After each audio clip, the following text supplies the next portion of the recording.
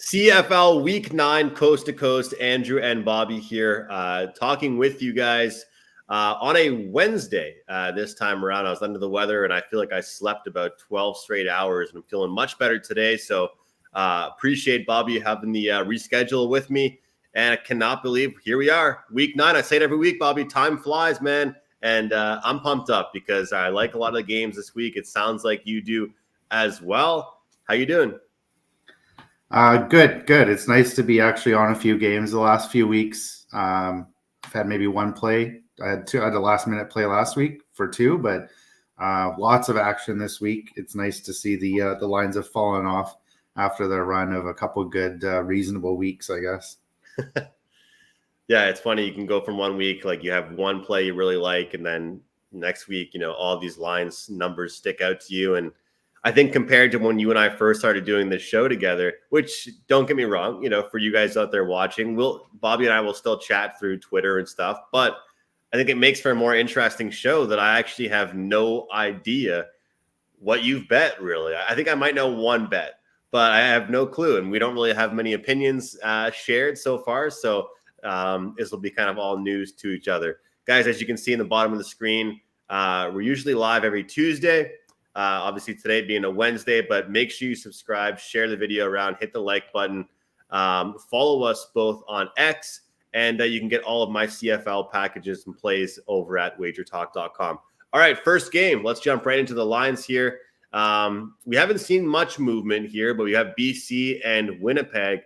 I'm curious your thoughts, because this one to me is the do we overthink it game of the week, I'd say, because it seems like, wow, everybody wants to line up and take BC. They're off a bye week. They're off a loss. Only moved a half point. They are on the road. Are you one of those people betting on BC this week?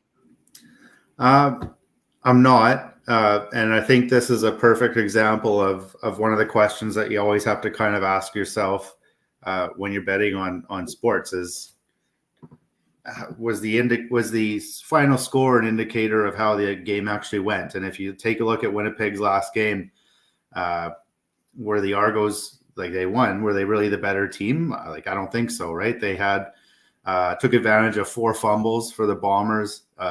Interceptions, I find, are more indicative of a team than fumbles. I think fumbles tend to be more random, so I don't give them that much credit. They held Arbuckle to like 89 yards or something like that. This game was pretty much over until Mike O'Shea made the correct decision to go for it on third down. But sometimes the best decisions don't actually end up with the proper results. So he got burned by Streveler. But if you look at that, what they had 50 seconds left, running out the clock on the Argos, and they had a choice. So do you think you have a better chance of Chris Streveler, the almighty Chris Streveler that we've heard about all season, getting 1 yard when the defense is a yard off the line before you snap the ball? Or are you going to hold the Argos to less than 30 yards if they get a good kick return and have a field goal to tie the game, right? So I think they definitely had to go for it. I was happy to see it. The last thing they wanted to do was set up the narrative of kicking off to Janarian Grant for his 4th special teams touchdown in a row. So it was nice to see Mike O'Shea go back in my good books, joining Scott Milanovic. He's the only consistent guy in the league. He's your guy. Yeah, I think Milanovic is the only guy who's got it right almost every time. I think Rick Campbell's he hasn't really been put in any positions to make any decisions, so I won't slander his name either. But it's incredible to see the other coaches in this league. I wish they just flip a coin, because at least they'd be right half the time. The coaches in this league managed to be wrong 70, 80, 90% of the time on these situational plays. So all that being said, like, Winnipeg wasn't as bad as they looked. They were moving the ball. I don't think they deserve to be downgraded after that loss. I don't think I can downgrade them anymore this year. You'd expect the Lions to be favored, but like, what is it, 4.5 now? Like, that's the kind of line you'd see if they were in Ottawa or in Hamilton. I think it's too much for the Bombers at home. So It's a numbers play. It's also a home dog, which I love playing. So I'm on the Bombers. I got them at 3.5, and I think they're 4.5 now. So it's even better. I'm not scared of line movement in the CFL. I think I'm confident in my number, and 3.5. If I have a bad number on game day, I'm okay with it. Off to a good start with the agreements, because I'm right there with you. And, the good news about this one was that there wasn't any panicking or rushing to get to the window with this one. I mean, 3.5, 4, you mentioned there were some 4.5s out there. I believe there's still a couple out there as well, bouncing back and forth from 4, 4.5. And I know that 4.5 can kind of actually be a football number, but I feel like, especially in the CFL, if you can get your hands on a 4.5, it's nice. But Bobby, like, how many games in general this year in the CFL have come down to a field goal? How many times have a team that was getting 3.5 points been covering for a majority of the game? We'll talk about the Elks in a couple seconds here, in a couple minutes. But when you look at a team like that's had such a horrible year, like, they've lost how many games by a field goal? Or, if they were 4.5 point dogs in a lot of their games, they would still be a good ATS team. And so you look at this Winnipeg team, and they're a team that I still want to bet on. And the thing is anybody that's been betting on them right now is suffering. They're not making money.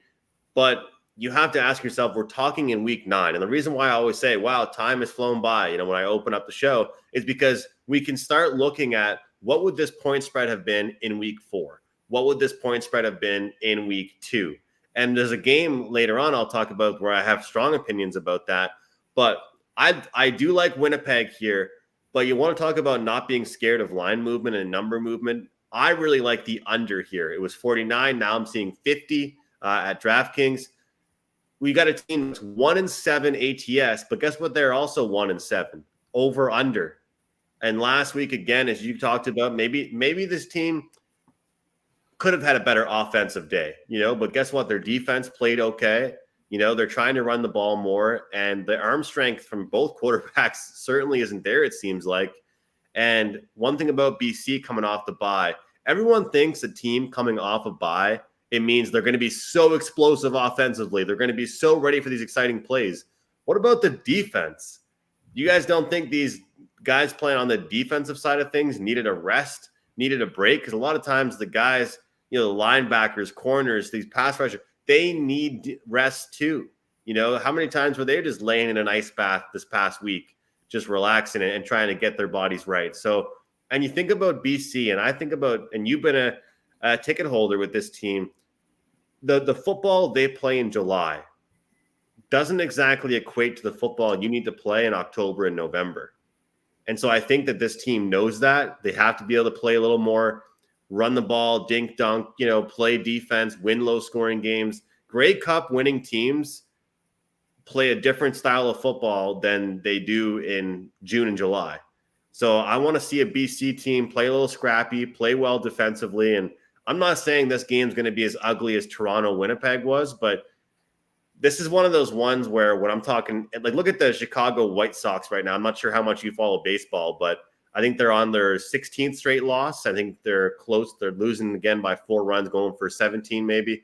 Sometimes you got to just follow trends, right? And to me, this is one that I like the side and the total. I like the dog, and I like the under in this one. And I've tried to get away from throwing total questions at you, but what are your thoughts on kind of what I was saying there about, first of all, the trend 1-7 to the over under, but also BC coming off the bye doesn't always mean offense, right? Yeah, I think Collaros is kind of hamstrung right now. I don't think Winnipeg is a bad team. I still think they've just been hit by injuries. He has nobody to throw to. Lucky Whitehead, hey, he's an entertaining guy, but I don't know how much, is he an upgrade over Wolotarski? We'll see. But Winnipeg, they haven't proven they can move the ball. I think they've had one game go over or something like that. So defense isn't really a problem for them either. So you have a lot of things working in your favor for the under. And, hey, it's a good correlated parlay too if you're getting the dog and the under. Maybe worth a little sprinkle on something like that. So if I like the dog, I usually like the under too. So And you kind of just want the dog to hang around, right? Like the more low scoring and ugly the game is, typically that does help you with the under. All right, let's jump to Montreal and Hamilton. Montreal, we saw they activated Fajardo off the injured list. Apparently, he was a full participant at practice. We saw what it was like for a brief time with the backup, and then of course the third stringer with Montreal. And I got to give credit because I said, "Hey, forget about Fajardo. He's playing all right. It's all the defense." Well, Montreal really showed me it wasn't all the defense because without their quarterback that can make plays, they look like a little bit of a different team. Now they're laying 5. Hamilton's gotten it going, but they got it going off a bye week against Toronto, and then they beat the crap out of the Elks. How impressed are you with this Elks team right now, or with this Hamilton team right now? Okay, like I don't want to overreact. I'm not impressed, but I am on the Ticats this week. You mentioned Fajardo. I think you've been reading too much English media coverage because yesterday we heard that he was coming back. Well, first off, we know that he doesn't like seeing quarterbacks out there, right? He didn't like Mason Fine playing a must-win game in Saskatchewan. He didn't want Caleb Evans to get a start in the final week of the season last year in a meaningless game. And now he's actually got a quarterback who played pretty well. Local media has already anointed him Alexander the Great after two quarters of football. Yeah. So, of course, he came back early off the 6-game reserve. So he was back at practice, and the English media said, hey, back at practice, and they filed the report, got the articles out there. So the problem with that is they didn't say what time practice was. They didn't say if anybody's actually going to be there. And one of the media guys even said, hey, I'm not going to practice. Don't ask me about Cody Fajardo today. So for all you kids out there, here's a Don Cherry moment. There is value, at least from our perspective, of just being a warm body, going to practice, seeing who's taking first team reps. I'd rather follow somebody like that who can provide insight on what's actually happening at practice than just kind of reposting the injury report that's uploaded to the league website. So it turns out he was at practice, but he wasn't doing anything more than that. Alexander's going to start. Montreal's got this division locked up no matter what the standings are telling you right now. So there's no need for him to be rushed back. But that being said, when it was posted that he was back at practice, this line moved from 3.5 to 5.5. I think 5.5 now that it's Alexander is too many points to be laying on the road for a quarterback making his first ever start in the CFL. So just on that alone, I have to take the Ticats. I don't have any confidence in their defense still. Sure, they're on a nice little winning streak. Bo Levi Mitchell is playing decent, but this is more of just the situation of Alexander going in on the road. And Hamilton's still a tough place to play, whether the record has showed it or not in the last few years. But yeah, I'm on the Ticats. I think I got him at 5.5. There's probably some 5s still out there, but anything around that number, even 4.5, I think is okay to bite on. Yeah, I just think back to that Hamilton game that I was at, and I remember that, they are up 17-0, and probably about 14 of those points were the defense or picks or fumbles or kickoff returns, just non-Bo Levi Mitchell stuff. And Bo played great, and last week he broke his record for passing touchdowns. And I just think this year I've had a real good read on letdowns for teams, whether it's been travel, whether it's been, teams coming off a win, coming off a loss. And I just feel like I have that feeling for this one here. When I was at the stadium in Hamilton, when I was walking around, I kept on hearing people say, and you mentioned how good the fan base is. I kept on hearing people say, win tonight against Toronto, beat the Elks, and all of a sudden we're back, right? That sounds like the most typical. That's like people that are still believing in the Blue Jays right now somehow, okay? I know it's only a 9-man league in the CFL, but if you beat an Argos off a bye and then you beat the Elks, you're not back. And so for me, I'm wondering here if this 5 number, like you mentioned, got 5.5. So if we're on different pages, at least we'll both have better numbers for ourselves. But I lean towards the Alouette side because you can't be any worse than what we saw with Evans. You really can't. And you mentioned Alexander. I get it. He came in. It's not even like he was like, you know, Johnny Manziel-esque and just like the most dynamic, mobile, even though Johnny Manziel wasn't even that great when he was in the CFL, for being honest. But you know what I'm saying? He wasn't that great, but he was just serviceable. There's enough talent on this team, and the defense is good enough. I think Toronto's defense isn't that great, and Hamilton looked good on them. And I think you look at Hamilton going in, putting up a 40 burger on Edmonton, and it's going to make people feel confident about them as well. So it's a lot of points to lay on the road. I get it. And Hamilton is a tough place to play, but we're also asking them to win 3 straight games. And I challenge them. Well, not win 3 straight, I guess. Hang around and have 3 close games. So I'm going to lean towards the Montreal side. Not an official client play or anything yet, but that's where I'm looking. And I've been impressed with Bo Levi, but we'll see if they can do it 3 straight games. This is definitely by far the best defense they've played over the last couple games here. Edmonton, Saskatchewan, week 1. I had my big play on Saskatchewan plus 3.5 against Edmonton. And the funny thing is, that was on the road, and now they're at home.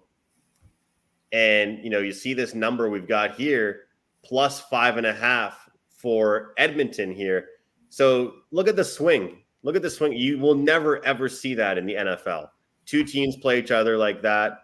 You know, they meet again in the season or meet again in the playoffs, and the line be that much different. That's the CFL for you in a nutshell right there. One team was plus 3.5 at one point, and, you know, now you have the other team plus 5.5. That reason alone made me press the button and take the Elks. But we have to be, just like every other podcast right now, we have to talk about Trey Ford. So I already have my opinions, but I'm curious what you think about the time that when he came in, if you thought it was a good call to bring him in the 4th and not the second half. What did you think about how they handled all that? Well, it was kind of like I posted like, this is the CNN debate happening here, where everybody finally admits that they're full of shit on McLeod Bethel Thompson. So like, they do this all the time. 2 years ago, it was Taylor Cornelius is going to turn this team around. He was never a top 20 CFL quarterback, which is hard in a 9-team league. This year, MBT, sure, he's a top 10, but is he anything more than that? That's what we were saying at the beginning of the year, right? I think Trey Ford will be a nice change of pace. Sure, he scored 3 touchdowns against the defense that made Nick Arbuckle get a job last week. I think Ford's got a little more to offer than Arbuckle, but I don't think he's an upgrade from MBT, and this happens all the time in the CFL. They hype someone up like MBT, they're telling you he's better than he actually is, and now he's lost a few games. Now he's terrible. In reality, he's somewhere in between that. And like I said, we were one of the few in the Proud at the beginning of the year saying that he's not as good as people are making it sound. You won a Grey Cup. He won a Grey Cup on the bench, just like Chris Streveler did. So, but we're looking at this number, 5.5. I'm thinking there's some value with Ford. I'm kind of thinking there'd be more value if McLeod Bethel Thompson started, but I don't think that's going to happen. There's talk of him being injured. But as usual in this league, like I'm against hyping the guy up, and then I'm the only one left defending him once everybody spits him out. So 5.5, it's a lot of points. Shea Patterson, I've said this the last few weeks, he's managed the games well. He hasn't turned the ball over, but I think that's a lot of points. And like you said, the Riders were 3.5-point dogs with Trevor Harris. Like, this is Shea Patterson. He's a significant drop off, and you're asking him to cover almost like basically a touchdown against the Elks. So I think there will be some sort of bump with Trey Ford out there. He's a difficult quarterback to game plan for. Maybe a poor man's like Lamar Jackson. I don't want to be saying crazy things like that, but he's kind of a guy where you have to like he's tough to contain, and he can do things on his feet. So I'll gladly ride this Trey Ford hype and take the points with the Elks, and we'll see if Shea Patterson is going to burn me again. Yeah, I think it might be like a game below 500 betting against Shea Patterson.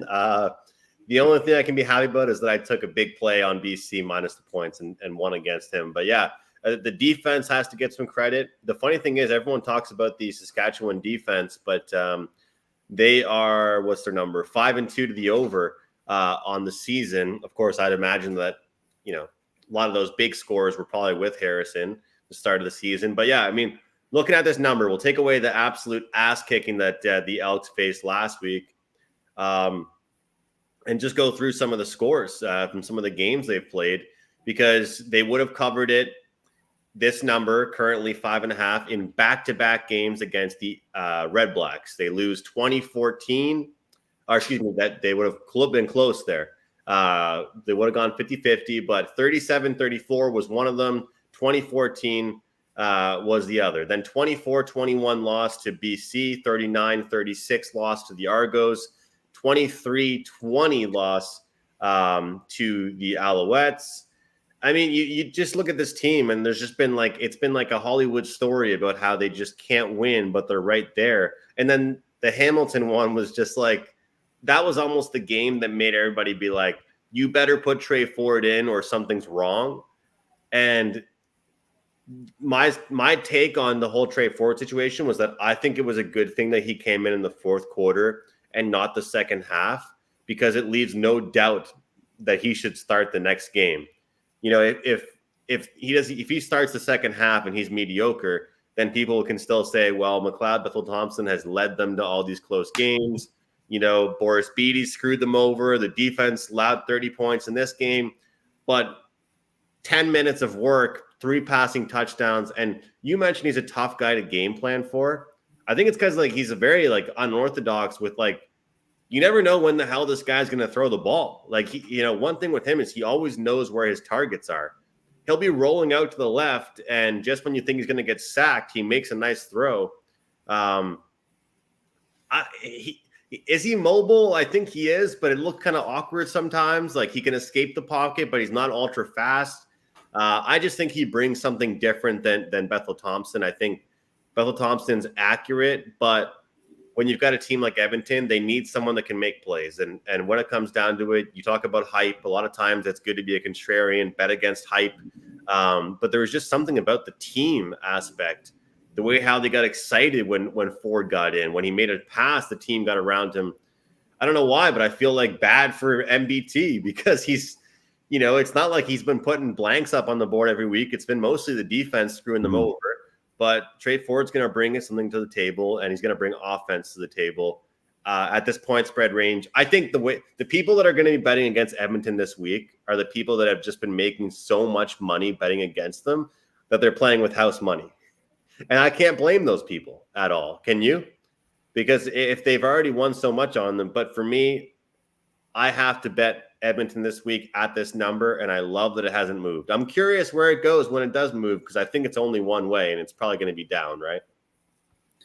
I don't know if they're going to, these lines haven't really gone with the narrative about these quarterback changes and everything, right? So if we look back and see which lines have, which teams have taken money, Edmonton was taking money at the beginning of the year, but nothing recently, right? So there haven't been these big line moves like we were seeing in the first few weeks of the season. I don't know. It is kind of like a dead zone where it is at this 5.5. I thought it was going to go up to 6, and it never did. So I'm happy with this number where it is. If it goes any lower, I wouldn't mess with anything around a field goal with either of these teams. So Edmonton has been keeping games close, and they just had a stinker last week, which same with the Stampeders, right? Some games where they just know it's over, and Trey Ford almost made them regret making that decision to quit on the game, because he did put up some pretty significant numbers. It's funny because I got pretty greedy on that game. I had the full game, and I was like, you know what? This isn't going to get any better. So I took Hold on 1 second there. Hold on just 1 second. I took the plus 4 in the second half in that one, and it was looking pretty good. I couldn't believe I was getting that many points with a team that just looked so good in the first half, because I didn't think that we're going to see a respectable effort from Edmonton. And then, of course, they put Trey Ford in 3 passing touchdowns. I started to get a little bit worried from it, but I still think they're in tough. But their problems have never really been their offense. It's been their defense. But the problem is that when they've needed a good drive and they've needed a good pass, it's never really been there. I think MBT is a great quarterback if he has like the best offensive line in the league. Give this guy time and he's very accurate, but that's not what the Elks need right now. So with that being said, you know where I'm going. And the thing is, we're not asking them to win the game, right? And this is what carries me over to my opinion on the next game. And I'll be really quick with this one. The Argos and Stamps. This is a Calgary team that's now 5-2 ATS. Argos right now 3-4 ATS. A lot of the covers the Stamps have had this season have been when they were a dog. They were being asked by the sports books to hang around. Now they're being asked to win. I know they're at home. I know they're off a tough loss. The travel, it was a tough spot for them last week. And unfortunately, instead of fading them, I took the over and only one team competed. And it sucked because I should have been on a team total for Ottawa, but I thought I'd get more out of Calgary. But I just like getting the field goal, getting a 3 and the hook in this game. I got to take the dog. I know that there's been some spot plays to fade teams that have traveled so far, like Toronto have for this matchup. But to me, getting the 3 and the hook, getting the field goal is a bet for me. Are we head to head here? No, at first I thought I was going to be coming in defending the Stampeders as favorites. So, it was a terrible spot for them last week. It was something I overlooked, and fair enough. It was a beatdown, and I never went at any point did you think the Stamps were coming back in that game. So I expect them to bounce back. I think they should be a favorite at least, but this travel, it's not that significant. They're waiting until Sunday afternoon for this game, so it's not a short week or anything. The field goal is significant. I don't know if there's going to be a lot of scoring in this game either. So yeah, I'm with the Argos too. Took the 3.5. I saw there was 4 at some sites that don't let you really bet that much, so I didn't post the 4. But 3.5, I like the Argos here just purely on a numbers play. There's nothing really to say about either team about last week that went well for either one of them. So just taking a pure number here, 3.5 Argos, I like it as well. Wouldn't shock me to see a real tight game, and that's the thing. It wouldn't shock me, like you said, what both teams are coming off of right now. Wouldn't shock me to see a real tight game, and we're taking the dog. That's kind of how I feel with this one. We're taking the dog. I've had a good read on these teams in poor spots, flat spots, travel spots. That was kind of Calgary last week. For some reason, I don't really look at it the same way with Toronto this week with their traveling. Their schedule hasn't been as hectic, it seems, as Calgary has been. So I think Toronto can come in and bounce back. And they're a team that I think that they're always good for driving the field. Toronto, that game that I saw in Hamilton, they were close to marching the field and tying it up with a field goal themselves. And so they're a team that's never really out of it. And look at a lot of their scores this year. They've been within a field goal and had a lot of chances to drive the field. So, and we don't know who's starting either, right, for the Argos. So I thought it was Dukes, confirmed. Okay, so I like this number. I like the 3.5 even with Arbuckle. I think Dukes is better. So if Dukes is starting, I like this play even more. So either way, I think these teams are pretty evenly matched in this spot. So I'm happy to take the 3.5 with Arbuckle and his 89 yards of passing last week, or Cam Dukes, who just hope he doesn't throw 5 picks like he did against the Riders. Just let him be a game manager. Let the guys do their thing. Yards after catch. He's the quarterback, but he won't throw the ball farther than 20 yards, and that's fine with me because it works when he does that. So sounds like we're actually on the same page for a lot of these games, and hopefully we can make some money this week, week 9 in the CFL. Make sure you follow us on our X pages. You can see below right now, and of course we're here on YouTube, on X every single Tuesday or Wednesday. At the very latest. Thanks for watching, guys. We'll see you next time.